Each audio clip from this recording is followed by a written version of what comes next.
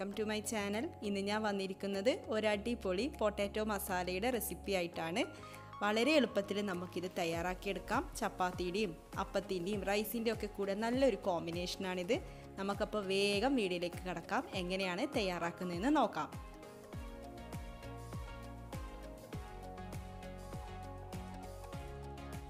രണ്ട് table spoon oil ഒഴിച്ച് ചൂടായിട്ട് വരുമ്പോൾ അതിലേക്ക് ഇഞ്ചിയും വെളുത്തുള്ളിയും ചതച്ചത് ചേർത്ത് കൊടുക്കാം.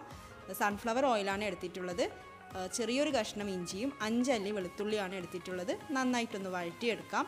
അതിനുശേഷം സവാള ചേർത്ത് കൊടുക്കാം. 2 സവാള ഇതേപോലെ നീളത്തിൽ അരിഞ്ഞതാണ്. കൂടെ 2 പച്ചമുളകും എടുത്തിട്ടുണ്ട്.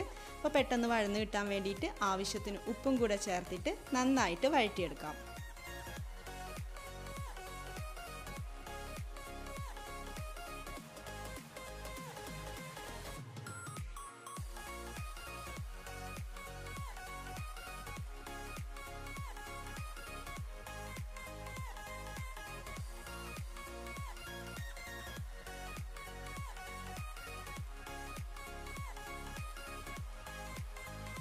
ആവശ്യത്തിന് കറിവേപ്പിലയും കൂടെ ചേർത്തിട്ട് വഴറ്റിയെടുക്കാം.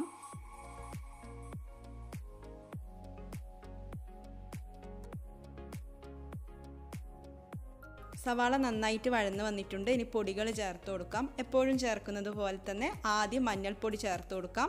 1/2 ടീസ്പൂൺ മഞ്ഞൾപ്പൊടി ചേർത്തിട്ട് മഞ്ഞൾപ്പൊടിയുടെ ഒരു റോ സ്മെല്ല് മാറുന്നത് വരെ നന്നായിട്ട് വഴറ്റിയെടുക്കാം. അതിനുശേഷം ബാക്കി പൊടികൾ ചേർത്ത് കൊടുക്കാം. 1/2 ടീസ്പൂൺ കുരുമുളക് പൊടി ചേർത്ത് കൊടുക്കാം. 1 ടീസ്പൂൺ മല്ലിപ്പൊടി ചേർത്ത് കൊടുക്കാം. മുളക് പൊടി 1 ടീസ്പൂൺ ചേർത്ത് കൊടുക്കാം. ഗരം മസാല 1/2 ടീസ്പൂൺ ചേർത്ത് കൊടുക്കാം. അപ്പോൾ പൊടികളൊക്കെ ചേർത്തിട്ട് വീണ്ടും ഒന്ന് നന്നായിട്ട് വഴറ്റിയെടുക്കാം. പൊടികളുടെയൊക്കെ റോ സ്മെല്ല് മാറുന്നത് വരെ നന്നായിട്ട് വഴറ്റിയെടുക്കാം.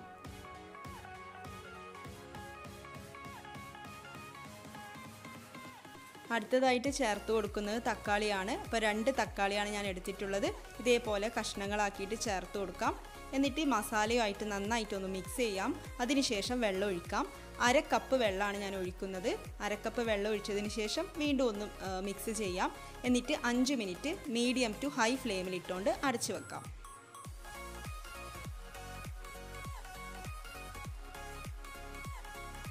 അഞ്ച് മിനിറ്റ് കഴിഞ്ഞ് തുറന്ന് നോക്കുമ്പോൾ തക്കാളി നന്നായിട്ട് വെന്ത് വന്നിട്ടുണ്ട്.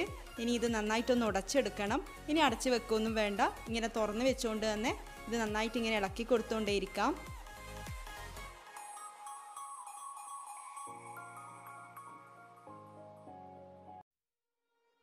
ഇനി നമ്മുടെ മെയിൻ ഇൻഗ്രീഡിയൻറ്റ് ചേർത്ത് കൊടുക്കാം. അപ്പം ഞാനിവിടെ 2 മീഡിയം സൈസ് ഉരുളക്കിഴങ്ങാണ് എടുത്തിട്ടുള്ളത്. ആദ്യമേ തന്നെ വേവിച്ചെടുത്തിട്ടൊന്നുമില്ല.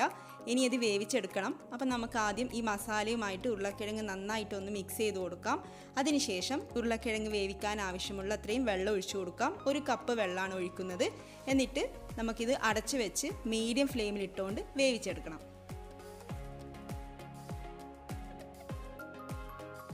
15 മിനിറ്റ് കഴിഞ്ഞിട്ട് തുറന്ന് നോക്കാം. അപ്പോൾ നേരത്തെ പറഞ്ഞ പോലെ മീഡിയം ഫ്ലെയിമിലാണ് ഇടേണ്ടത്. ഹൈ ഫ്ലെയിമിൽ ഇടാൻ പാടില്ല.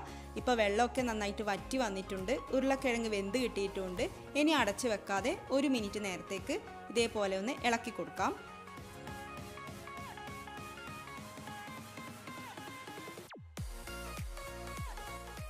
ഒരു ടീസ്പൂൺ പഞ്ചസാര ചേർത്ത് കൊടുക്കാം. അടുത്തതായിട്ട് തേങ്ങാപ്പാലാണ് ഒഴിച്ചു കൊടുക്കുന്നത്. അപ്പോൾ ഞാനിവിടെ 3 ടേബിൾ സ്പൂൺ തേങ്ങാപ്പാൽ ഒഴിച്ചു കൊടുക്കുന്നുണ്ട്. 3-4 ടേബിൾ സ്പൂൺ തേങ്ങാപ്പാൽ ചേർക്കാം. എന്നിട്ട് നന്നായിട്ടൊന്ന് ഇളക്കി കൊടുക്കാം. തേങ്ങാപ്പാൽ ചേർത്തതിന് ശേഷം നന്നായിട്ടൊന്ന് കുറുകി വരണം. അപ്പോൾ ഇത് കുറുകുന്നത് വരെ ഒന്ന് ഇളക്കി കൊടുക്കാം. അപ്പോൾ ഞാൻ ഉപ്പ് നോക്കിയിട്ടുണ്ട്. ഉപ്പ് കുറച്ച് കുറവായതുകൊണ്ട് ഉപ്പ് ചേർത്ത് കൊടുക്കുന്നുണ്ട്. വീണ്ടും 1/2 ടീസ്പൂൺ ഗരം മസാലയും പിന്നെ മല്ലിയില കയ്യിലുണ്ടെങ്കിൽ മല്ലിയിലയും ചേർത്തിട്ട് നന്നായിട്ട് മിക്സ് ചെയ്യാം. ഇത്രയേ ഉള്ളൂ. നമ്മുടെ പൊട്ടാറ്റോ മസാല റെഡി ആയിട്ടുണ്ട്. അപ്പോൾ എല്ലാവരും ഒന്ന് ട്രൈ ചെയ്ത് നോക്കണം. ട്രൈ ചെയ്ത് നോക്കിയാൽ മാത്രം പോരാ, നിങ്ങളുടെ അഭിപ്രായം കമൻസിൽ കൂടെ അറിയിക്കുകയും വേണം. അപ്പോൾ ഇതേപോലെയുള്ള ഈസി ടേസ്റ്റി റെസിപ്പീസുമായിട്ട് വീണ്ടും കാണാം. താങ്ക്